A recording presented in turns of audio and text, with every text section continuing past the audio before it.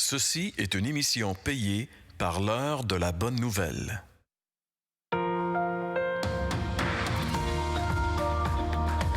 Suivant ce que nous ont transmis ceux qui ont été des témoins oculaires dès le commencement et sont devenus des ministres de la parole, il m'a aussi semblé bon de les exposer d'une manière suivie, excellent Théophile, afin que tu reconnaisses la certitude des enseignements que tu as reçus.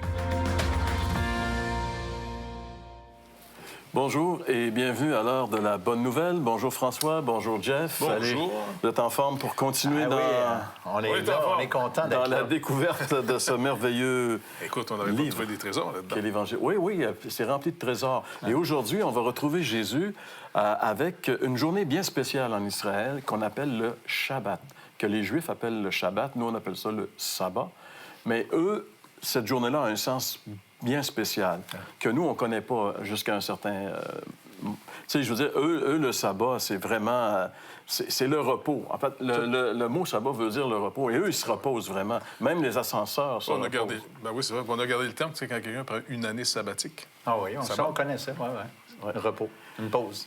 Donc, si Dieu avait permis une journée de repos vraiment, et la Bible dit que dans la création, le récit de la création, Genèse, chapitre 1er, à la fin, il est dit que le 7e jour, Dieu se reposa. Ouais. Et le terme qui est utilisé là, c'est de là que vient le mot Shabbat, c'est-à-dire ne plus rien faire. Dieu avait fait ce qu'il avait à faire, maintenant, il ne faisait plus rien. Ouais. Donc, le sabbat, c'est un moment où, normalement, on ne devrait plus rien faire. Et en Israël, on l'avait imposé par la loi, mais comme il y a un monsieur qui avait déjà dit, là où il y a l'homme, il y a de l'hommerie, alors on avait réussi à faire de ce jour-là une des journées les plus stressantes de la semaine parce qu'il y avait la loi du sabbat, tu ne pouvais pas marcher plus que de pas, tu ne pouvais pas cuire ci, tu ne pouvais pas faire ça. Finalement, c'était stressant de vivre le jour du repos. Oui. Puis quand tu dis où qu'il y a de l'homme, il y a de l'hommerie, eh bien, la plupart du temps, les religions vont aussi exiger énormément de leurs adeptes. Même dans certains cas, on leur demande de se faire sauter, quoi. Et puis... moi, excusez. La question que j'ai posée, c'est les philosophies, les religions, ils exigent beaucoup. Quand est-ce que c'est comme assez? C'est ça la question que j'ai posée. On va aller voir ça ensemble. Oui, on va regarder ensemble les réponses. Religions, les philosophies, mais surtout les religions, certaines d'entre elles exigent énormément de la part de leurs fidèles. Alors, quand est-ce qu'on peut dire que c'est trop ou c'est assez, franchement? Quand la religion rentre dans tous les domaines de la société. Dès que ça porte atteinte aux droits de l'homme? Quand la vie humaine est en jeu. Dès que tu touches à la liberté d'une autre personne, là. Aussitôt qu'on croit en quelque chose de supérieur qui nous donne des ordres, puis qu'on suit ces ordres-là un peu à l'aveuglette, moi, je trouve qu'on dépasse les bornes. Quand la religion impose, je pense que déjà là, c'est rendu trop loin. Quand c'est rendu que ça prend le contrôle sur ta vie à ce point-là, tu sais, t'es prêt à risquer ta vie pour quelqu'un que tu n'as jamais vu ou quelque chose que tu crois, mais que tu n'as pas la certitude de. Dans la mesure que tout le monde a le droit de faire ses affaires aussi, puis que tu viens pas intervenir ou t'imposer, puis dire « j'ai la voix », c'est le problème de beaucoup de religions, « j'ai la voix, suivez-moi, sinon vous êtes des mécréants ». Alors, on voit bien que les gens ont des réponses vraiment... tu sais, c'est quand même étonnant de voir en fait, on n'en veut pas de la religion. Tu sais, je veux dire, la religion, là, comme quelqu'un l'avait dit, tu sais, comme on parle de laïcité au Québec, la laïcité, c'est chez vous, dans ton garde-robe, puis garde, écœure-nous pas avec ça. C'est ça, la religion. Mais d'un autre côté, les réponses sont en lien avec des abus religieux où les gens qui sont, entre guillemets, victimes d'abus d'hommes de religion, où on impose des choses sans qu'on ait décidé de le faire. Dans un sens, Jésus exigeait qu'on le suive et qu'on marche à sa suite puis qu'il devienne notre maître. Mais ça, c'était sur une base volontaire. Quand Dieu touche nos cœurs, puis comme Lévi, la semaine dernière, il veut qu'on le suive, on le fait, mais c'est sur une base volontaire. Tu sais, t'es marié depuis plus de 40 ans, Jean-Pierre, 45. 45. Bien, tu vois, qu'est-ce que tu as consacré avec la femme de ta vie? Bien, c'est gros, mais tu l'as fait sur une base volontaire, alors il n'y a personne. Mais imagine que tu avais... tellement gentil. Oui, hein? Mais si tu avais été obligé de faire... Justement, je me suis toujours posé la question, pourquoi quand quelqu'un dit le nombre d'années, on est là, hey, félicitations. Moi, souvent, je regarde ma femme en joke, tu vois, il voit que ça a été tough avec toi. C'est ça, 45 ans, c'est bon. Mais c'est ça, mais comprends... Mais moi, quand le Seigneur parlait, il ne faut jamais oublier, il y avait une parole qui affranchissait, c'était une délivrance. Exactement. Parce qu'il dit, venez à moi, vous tous qui êtes fatigués et chargés. Ouais. Je vais vous donner du repos par mes instructions. Donc, il y avait quelque chose d'unique avec le Seigneur Jésus-Christ, contrairement à tout ce que même nous... Le christianisme peut tomber facilement aussi dans de mettre des fardeaux lourds. Absolument. Dès qu'on perd de vue l'œuvre de Christ qui nous invite à son repos. Ouais. Puis la plupart d'entre nous, là, on le perd très rapidement. Si le Fils nous a franchi, excuse Jean-Pierre. Oui, mais c'est très important de souligner ce point-là, étant donné qu'on parle justement de l'abus des religions. Ouais. Parce que Jésus a dénigré les pharisiens parce que justement, en Matthieu 23, entre autres, ils mettent des fardeaux qu'ils ne veulent même pas soulever eux-mêmes sur le dos des gens. Ouais. Et Jésus, c'est à ces gens-là que Jésus a dit, venez à moi, vous tous qui êtes fatigués et chargés. Fatigués et chargés de porter les fardeaux que vous impose cette religion, alors qu'eux-mêmes, les scribes et les pharisiens n'osaient même pas lever ou aider les gens. Alors que dans le christianisme, Paul dit porter les fardeaux les uns des autres. Donc, c'est complètement différent, le véritable christianisme. Ce qu'on a fait du christianisme, et on a fait la même affaire que toutes ces religions souvent. Là. Et le vrai christianisme biblique est tout à fait différent. Il libère. Si le Fils vous a franchi, vous serez réellement libre. Peut-être lancer juste une petite roche dans l'eau. Je dois juste nous rappeler qu'aujourd'hui, c'est plus religieusement, dans le sens de la métaphysique. De plus en plus, on a une autre forme de religion qui met des fardeaux sur les gens. Dans la nourriture, ça devient quasiment une religion aujourd'hui. Moi, j'ai entendu des gens qui se déclarent véganes à la radio déclarer, nous autres, on va militer pour qu'on arrête le meurtre des animaux. Tu as entendu? Là, après ça, dans l'éducation, certains vont imposer leur perception du genre. On va l'imposer, sinon on peut même vous enlever vos enfants. Je veux dire, il revient de tous les bords. Ce côté qui est abusif, là, tu sais. Fait qu'il n'est pas juste dans la religion officielle. Il y a toutes sortes de croyances où, quand quelqu'un s'impose et qui met des fardeaux au nom de la menace, peu importe dans quelle sphère, ça peut être même au nom de la perversité. L'environnement. L'environnement, n'importe quoi. Toutes des choses qui pourraient être légitimes en soi, mais les moyens deviennent exagérés. Et puis là, les gens sont écrasés sur un fardeau. En d'autres mots, y a-t-il quelqu'un qui va nous libérer? Ça va être quand? Une vie qu'on peut dire, c'est assez, entre dans le repos. C'est quand? Mais nous-mêmes, on est en train d'abuser de notre temps ici. Voilà! Notre régisseuse est en train de nous faire des signes pour nous dire que notre temps... Alors, on va revenir avec notre texte biblique après la pause qui vient. Vous avez des questions ou des commentaires sur ce que vous venez d'entendre? Contactez-nous par téléphone ou réagissez sur les médias sociaux.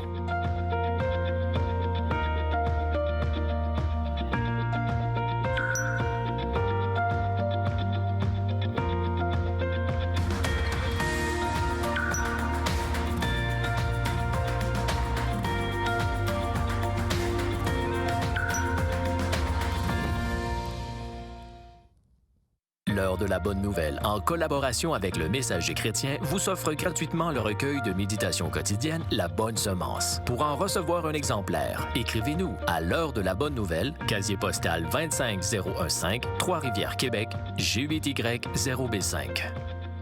Vous pouvez également nous joindre à info@hbn.ca ou par téléphone 1-866-509-1319. Alors, notre texte de l'Évangile de Luc, on le retrouve aujourd'hui au chapitre 6 et on va lire les versets 1 jusqu'à 11. Il arriva un jour de sabbat, appelé second premier, que Jésus traversait des champs de blé. Ses disciples arrachaient des épis et les mangeaient, après les avoir froissés dans leurs mains. Quelques pharisiens leur dirent « Pourquoi faites-vous ce qui n'est pas permis de faire pendant le sabbat ?» Jésus leur répondit, « N'avez-vous pas lu ce que fit David lorsqu'il eut faim, lui et ceux qui étaient avec lui, comment il entra dans la maison de Dieu, prit les pains de proposition et mangea et donna à ceux qui étaient avec lui, bien qu'il ne soit permis qu'aux sacrificateurs de les manger. Et il leur dit, le Fils de l'homme est maître même du sabbat. Il arriva un autre jour de sabbat, que Jésus entra dans la synagogue et qu'il enseignait. Il s'y trouvait un homme dont la main droite était sèche. Les scribes et les pharisiens observaient Jésus pour voir ce qu'il ferait. S'il ferait une guérison le jour du sabbat, c'était afin d'avoir sujet de l'accuser. Mais il connaissait leurs pensées et il dit à l'homme qui avait la main sèche, « Lève-toi et tiens-toi là au milieu. » Il se leva et se tint debout. Et Jésus leur dit, « Je vous demande, est-il permis le jour du sabbat de faire du bien ou de faire du mal, de sauver une personne ou de la tuer? » Alors, promenant ses regards sur eux, il dit à l'homme, « Étends ta main. » Et il le fit, et sa main fut guérie. Ils furent remplis de fureur, et ils se consultèrent pour savoir ce qu'ils feraient à Jésus. Voilà ce qui s'est passé dans ces 2 sabbats. Hein? Et là, on voit vraiment que dans l'observation, ces hommes qui veulent tellement observer la loi de Dieu, croyant que leur salut, leur délivrance, c'est d'être capable de tout accomplir, monter en haut de la montagne pour remporter le prix et que Dieu soit obligé de les laisser rentrer. Maintenant, ils sont en train même de passer à côté même de la loi, parce que quand ils sont dans ce fameux champ, si on va dans le Deutéronome, la 2e fois que Moïse donne la loi à la génération qui va entrer dans le pays, 40 ans plus tard de la sortie d'Égypte, là. Il leur rappelle justement des situations, comment on doit vivre le repos. T'sais? Il leur dit, en passant, si tu rentres dans le champ de ton voisin, tu peux prendre des épis. Tu peux les frotter dans tes mains et en manger. C'était permis ce qu'il faisait. Ouais, il dit la seule chose... Celui qui il devait laisser des épis ceux qui faisaient ouais, ça, les c'était champs. lors des moissons. Si un gerbe tombe, laisse-la tomber, laisse-la aux pauvres. C'est ça. Mais si tu es dans un champ, puis tu peux prendre des épis. Il dit la seule chose, prends pas une faucille, dans le sens pour couper. Entre pas dans une journée de travail. Mais si tu as besoin de quelque chose, prends-le. C'est une journée de congé. C'est une journée que tu vas consacrer à profiter de ta semaine de travail pour que tu puisses en jouir. Donc, le Seigneur, dans ces fêtes-là, c'était pour qu'on puisse profiter, toujours dans le souvenir. Je vous ai promis un jour d'entrer dans la terre promise. Cette terre dans laquelle je vais vous faire rentrer, Israël, bien, il y avait encore des ennemis. C'était juste une image d'une terre promise un jour où ça serait vraiment la paix. Donc, Jésus vient encore une fois annoncer le fameux jubilé. Dieu pardonne les dettes à tout le monde. Maintenant, il va vous rappeler sa promesse. Et la promesse, c'est toujours le repos. Encore une fois, là, c'est quand assez? Non, honnêtement, tu sais, dans le sens... Je veux dire, les gens donnent, tu sais... Ben, supposons que tu commences à faire quelque chose. Regarde bien qu'on est mal fait. Tu vas donner, je sais pas, un peu d'argent à un pauvre. OK? À un moment donné, tu te sens, tu es content. Wow, j'ai aidé quelqu'un, puis le pauvre est content, il a reçu quelque chose. Tu reviens le lendemain, 2-3 jours après, tu en donnes encore. À un moment donné, soit lui, il va prendre ça pour acquis, puis un jour, tu lui donnes pas. Ça, il ne donne pas d'argent, toi, là. Ou encore, à un moment donné, toi, ça va faire moins effet dans ta vie. Peut-être qu'il faudrait que j'y en donne plus. Parce que tu vas être moins impressionné, parce qu'en réalité, tu n'es pas en train d'obéir à quelque chose. Tu es en train de te confier dans ce que tu fais pour te sentir bien. C'est le très mauvais chemin, ça. C'est ça. Donc, Jésus veut nous apprendre un chemin unique. Le vrai repos, c'est que tu finis ton travail. Mais en réalité, dans notre tête, là, il ne sait jamais assez. Le seul qui peut nous donner le vrai repos, ça va être Jésus. C'est inclus, il peut dire, regarde, je me charge de ce qui reste à payer. Toi, maintenant, entre dans mon repos. Moi, je vais finir un travail. C'est pour ça que Jésus, en mourant sur la croix, on se rappelle la phrase, avant de mourir, les dernières paroles, là, maintenant, tout est accompli. J'ai fini mon travail. Et là, il est rentré dans la 7e journée. Le vendredi soir, au coucher du soleil, c'est le commencement du Shabbat. Et Jésus, finalement, est mort à 3 heures. Et exceptionnellement, Dieu a fait venir des ténèbres sur la terre. C'est comme si la journée a fini plus tôt pour dire « Entre dans ton repos ». Le travail de Jésus était complètement fini. Et il nous invite maintenant à ce repos. Mais si on ne le comprend pas, même les chrétiens du début, là, Paul il fait une église, tu sais, les Galates, ils vont se remettre sur des fardeaux, ils vont aller se faire circoncire, ils veulent manger pas de porc, ainsi de suite. Paul dit, vous n'avez rien compris. Si vous vous remettez sous la loi, vous vous remettez encore une fois sous la colère. Vous n'avez pas compris le but de la loi qui était de vous amener à Christ crucifié qui dit, je le règle pour vous. Tout est accompli. Exact. Et au début du sermon sur la montagne, Jésus rappelle à ceux qui l'écoutent qu'il n'était pas venu pour abolir la loi, mais pour accomplir la loi. Et à la fin de sa vie, il dit « tout est accompli ». Nous, on ne sera jamais capable de l'accomplir, la loi, mais lui, il l'accomplit pour nous. Et ce qu'il nous demande, c'est de nous confier en lui. Parce que c'est Dieu, Jésus. Et dans ce premier sabbat ici, où il est question dans Luc, la fin se termine en disant, Jésus leur dit, « Le Fils de l'homme est maître même du sabbat ». Alors, le boss du sabbat, c'est Jésus. Et quand il leur dit ça, qui peut être le boss du sabbat? Qui a inventé le sabbat? Qui gère le sabbat? Sinon Dieu. Alors Jésus dit, je suis le boss du sabbat. Tu sais, je peux faire ce que je veux, moi, le jour du sabbat. C'est moi qui ai inventé le sabbat. Je vous l'ai donné pour que vous puissiez vous relaxer un peu. Tu sais. C'est ça. Mais ce que tu soulignes avec la tendance humaine de se remettre des fardeaux, les pharisiens puis les publicains, tu sais, c'est marqué ici, quand ils ont vu entrer Jésus là, avec le gars qui avait la main sèche, là, ils checkent là, pour voir s'il va faire quelque chose le jour du sabbat. Mais ça, c'est l'image, c'est la réalité, là, c'est des gens qui existaient pour de vrai, mais ils représentent cette tendance lourde. Et c'est pour ça que Jésus les décrit souvent, parce qu'il ne veut pas ça, il veut nous libérer, il ne veut pas nous mettre des fardeaux. Quand on se convertit au Christ, on n'embarque pas dans une galère où il y a plein de règlements et puis que là, il faut absolument faire ci, puis pas faire ça.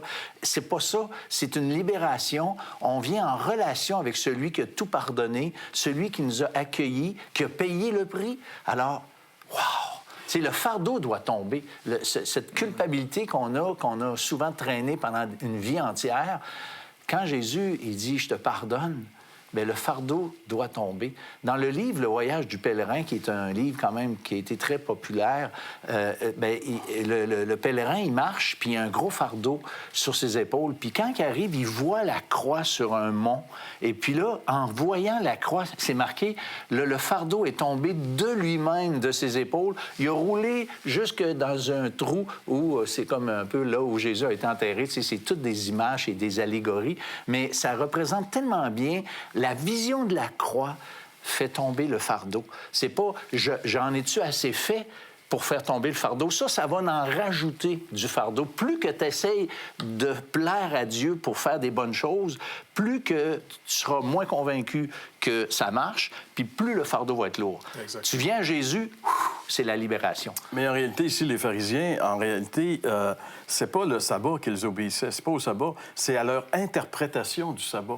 Ce qui est très différent. Jésus leur a donné la vraie signification, mais eux, c'était là. Et moi, ce que je trouve dangereux, et même pour nous, les chrétiens, souvent, à partir de l'interprétation qu'on peut faire de la parole de Dieu, on peut juger des gens. Parce qu'eux disaient, si cet homme était vraiment de Dieu, il ne ferait pas ça le jour du sabbat. Parce que leur interprétation, mais ils condamnaient, en fait, ils se condamnaient eux-mêmes en disant, mais c'est un danger pour l'être. Tu sais, souvent, on va obéir à la parole selon notre interprétation plutôt que ce que la parole de Dieu dit. Et à partir de là, nous, on va juger d'autres personnes qui n'obéissent pas à notre interprétation de la parole. Et ça, c'est un danger de l'homme religieux. Et faisons attention, même si on est des chrétiens évangéliques, il y a quelqu'un qui sommeille en nous qui s'appelle l'homme religieux aussi. Il faut faire attention à ça. Puis il dort pas profond. Hein. Non, il y a le sommeil assez léger, celui-là. Mais avant qu'on termine, parce que le temps file, il y a un autre sabbat. Tu sais, il y a 2 sabbats ici. Vraiment, Luc, il voulait clairer la situation. Et dans cet autre sabbat, Jésus rentre dans la synagogue. Évidemment, la synagogue, c'était le lieu de réunion où les gens se réunissaient le jour du sabbat. Et là, il y a pas... Dans ce synagogue-là, il y avait un homme qui était paralysé de la main. Et comme tu l'as dit, tout le monde regardait ce que Jésus allait faire, c'était le sabbat. Tu sais. Mais ce que je trouve intéressant, c'est les questions que Jésus pose aux gens. Tu sais... Est-il permis de faire du mal ou du bien, de sauver ou de tuer? Le jour du sabbat, est-il permis de faire du bien ou du mal, de sauver ou de tuer? Qu'est-ce qu'on fait le jour du sabbat? Tu sais, je veux dire, alors, les gens répondent pas, mais c'est des questions. Ça, c'est vraiment ce qu'on peut dire, la question qui tue. Tu sais, je veux dire, qu'est-ce qu'on fait le jour du sabbat? Quelqu'un est en train de mourir. Ah, c'est le sabbat, on n'y touche pas, on le laisse crever. Non. Tu sais, il dit, quand votre âme tombe dans le trou, vous la sortez le jour du sabbat. Puis on va laisser mourir une personne, on ne guérira pas une personne. Tu sais, on perd de vue, comme tu le montres ici. Jésus leur montre qu'ils perdent de vue le cadeau que Dieu leur faisait de dire, écoutez, arrêtez une journée par semaine. Puis je sais que vous êtes tellement maladifs que les plus forts vont profiter des plus faibles pour les faire travailler encore. C'est pour ça qu'il avait même imposé ni l'animal, ton âne, ton cheval, ton bœuf, ton serviteur, personne bouge. arrêtez, parce qu'on est chroniquement profiteur. Puis je veux dire, regarde, on a une économie qui n'arrête plus. Essaie de rassembler ta famille aujourd'hui, rien que pour un souper. Juste un dimanche, oui, mettons. Il n'y a même plus une journée qu'on arrête tout ensemble dans la société. On est rendu des maladifs. Et puis là, tout le monde est en train de faire des burn-out. Tout le monde court comme des fous. On n'a plus de société. On n'a plus de communauté. On n'est plus capable d'arrêter ensemble. Il n'y a plus une journée. Tout le monde a des journées de congé un peu partout. Ici, c'était pour avoir une journée en famille. C'était même pas d'aller à l'église en passant, hein? Parce que le Seigneur nous voyait venir. Tu marcheras pas plus que tant. Reste chez vous. Pose tes fesses chez vous. Passe du temps avec ta famille. Regarde-les dans les yeux un peu. Parle avec eux autres. Arrête. Parce qu'on est souvent tous sur le go tout le temps. Parce que dans notre tête, c'est quand assez? Quand est-ce que j'en ai fait assez? Ça, c'est jamais. C'est ça, tu sais. Ouais, c'est comme le gars qui avait demandé à Rockefeller combien d'argent ça prend pour être heureux. Et il lui avait dit toujours un peu plus. Ouais, c'était ça la réponse. Quelqu'un a mentionné cette phrase de l'Épître aux Hébreux, d'entrer dans le repos maintenant, de ne pas attendre qu'il soit trop tard, parce que ce repos que Jésus a inauguré en mourant sur la croix et en ressuscitant, ce repos de l'âme auquel il nous invite, « Venez à moi, vous tous qui êtes fatigués et chargés, je vous donnerai du repos ». Un jour, on ne pourra plus avoir accès à ce repos, mais maintenant, c'est possible. Comment faire pour entrer dans le repos que le Seigneur Jésus nous propose? Jean-François nous donne la réponse après cette pause. Des questions ou des commentaires sur ce que vous venez d'entendre, contactez-nous par téléphone ou réagissez sur les médias sociaux.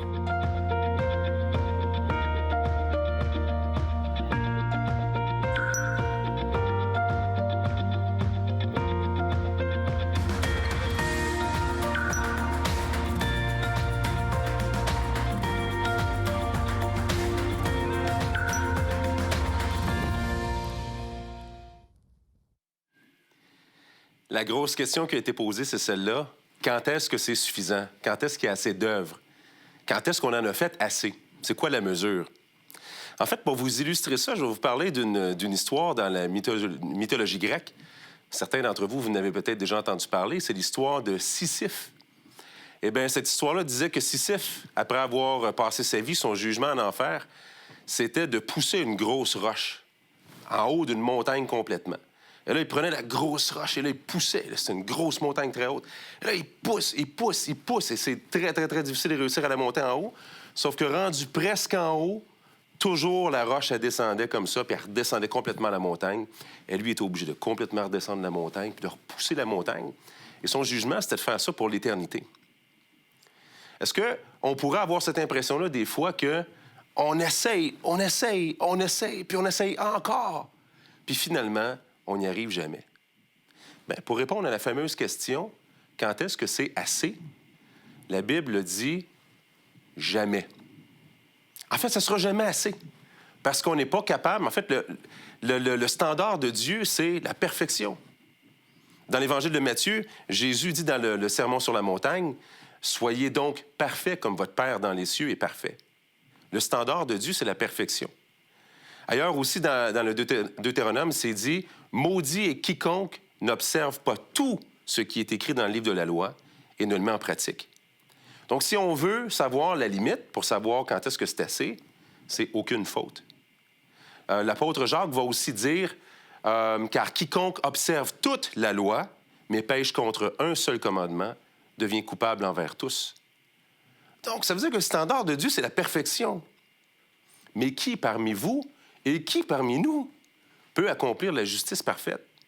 En fait, tout ça est en train de nous montrer qu'il n'y a pas de possibilité en nous de réussir à atteindre le standard de Dieu. Pourtant, et considérez bien ceci, s'il fallait qu'un seul péché entre dans la présence d'un Dieu qui est parfait, bien, la perfection même de Dieu est souillée, et Dieu n'est plus parfait, et si Dieu n'est plus parfait, Dieu n'est plus Dieu, et ça, c'est complètement impossible. Donc, vous comprenez, une seule faute dans la présence de Dieu est une impossibilité. Pourtant, vous allez dire, mais comment on fait pour réussir à s'en sortir? Mais c'est ce qui est la bonne nouvelle de l'Évangile. C'est pour ça qu'on fait ces émissions-là toutes les semaines, parce que la solution de Dieu, elle ne peut pas être en nous, elle peut uniquement être en Dieu.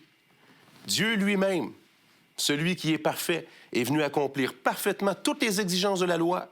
sans pécher une seule fois. Et lui, le seul, au terme de sa vie humaine, une fois que Dieu a pris une forme d'un homme, qui aurait pu entrer dans la présence de Dieu, eh bien, il meurt sur la croix, châtié du châtiment qui devait tomber sur nous. C'est incroyable. Vous parlez d'une bonne nouvelle? C'est une bonne nouvelle. Là, je vais vous lire un passage en terminant, parce que c'est une bonne nouvelle, mais qui vient avec un appel. On doit y répondre. C'est dans Ésaïe, chapitre 55, versets 1 à 3. « Vous tous qui avez soif, venez aux eaux, même celui qui n'a pas d'argent. Venez acheter et manger. Venez acheter du vin et du lait, sans argent, sans rien payer. Pourquoi pesez-vous de l'argent pour ce qui ne peut pas vous nourrir? Et pourquoi travaillez-vous pour ce qui ne rassasie pas? Écoutez-moi donc, et vous mangerez ce qui est bon, et votre âme se délectera de mets succulents. » L'appel est pour vous aujourd'hui. Vous avez soif, vous n'avez plus la capacité de performer suffisamment. Eh bien, Dieu veut vous le donner gratuitement. Répondez aujourd'hui, et il va complètement enlever toutes vos fautes. Vous avez des questions ou des commentaires sur ce que vous venez d'entendre? Contactez-nous par téléphone ou réagissez sur les médias sociaux.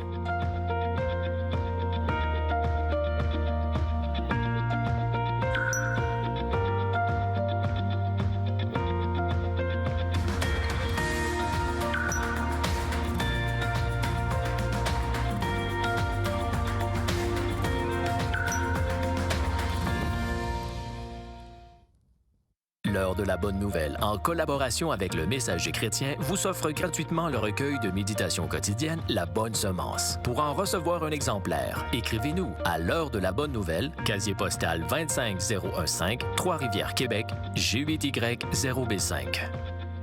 Vous pouvez également nous joindre à info@hbn.ca ou par téléphone 1-866-509-1319. Le sabbat, quel sujet de discussion interminable, finalement. Oui, mais dans le sens, c'est vraiment une bonne nouvelle parce qu'on aspire tous à ce repos. Parce que le repos dans la Bible, c'est toujours quand ton travail va être fini. Et quand le travail est fini, le repos, c'est pas simplement passif, c'est profite du fruit de ton travail. Et puis, Dieu veut nous bénir, il veut nous faire du bien. Et puis nous, par contre, on a toujours une idée très austère que Dieu aurait. Tu sais, dans le sens, on fait un Dieu austère. Même les fêtes en Israël, nous, les chrétiens, quand on a commencé dans la fête, parce qu'oubliez pas, le rassemblement du dimanche, quand on faisait ce qu'on appelle l'Eucharistie ou encore la Sainte Seine, ça veut dire le repas de reconnaissance. C'est un remerciement. On est dans la joie. Il a porté nos fardeaux. Il a travaillé à notre place ce qu'on ne pouvait pas faire pour dire maintenant, entrez dans mon repos et venez profiter du fruit de mon travail. Je l'ai fait pour vous parce que je vous aime. Je vous invite. Et on n'invite pas la manière québécoise, parce que nous, quand on invite quelqu'un au restaurant, il donne la facture pareille. Mais lui, il invite à ses frais. Venez à moi, comme Jean-François l'a lu tout à l'heure. Venez acheter sans argent. C'est pas merveilleux, ça? Écoute, on a une trop bonne nouvelle. Il ne faut pas s'en priver. Il faut encourager les gens à aller voir le Seigneur lui-même. Il va leur dire. Le Seigneur est vivant, il est ressuscité. Alors, on va vous laisser avec ces belles paroles de Jeff, d'aller au Seigneur. C'est pourquoi on existe et c'est le but de nos émissions. On vous donne rendez-vous la semaine prochaine pour une autre émission de l'heure de la bonne nouvelle. Passez une bonne semaine et à la semaine prochaine.